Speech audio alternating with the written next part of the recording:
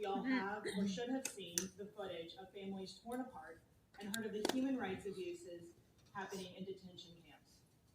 When I was in school, I learned about the United Nations Universal Declaration of Human Rights, why it came about, and the inherent dignity of all people.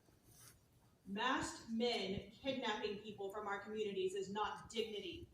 It is degradation, and what is happening in this country is a crime against humanity. My son and his classmates are at school to learn, not to see children or their parents zip-tied by mass bounty hunters deputized by a convicted felon. That is not what I want for my son, for our schools, or for our communities.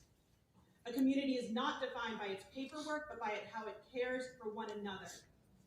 I care too much about the people in my community, those who I know and those who I don't, to stay silent as anyone who doesn't look like me is terrorized by this administration.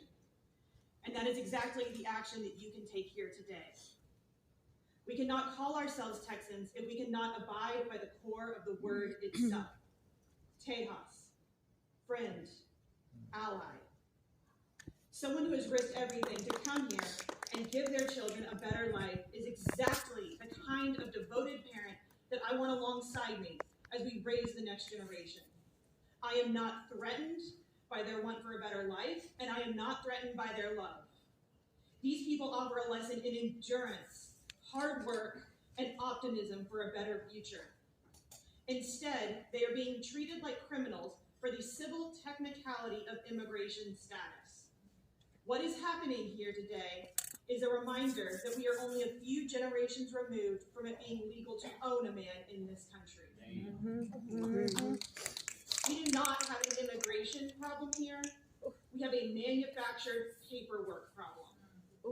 I know that a school board cannot change immigration law, but you can fulfill your core duty of educating children. And I do not want my children to be educated that compliance to injustice is worthy of learning. The ISD has no obligation to aid and abet crimes that will eventually be tried before the ICC.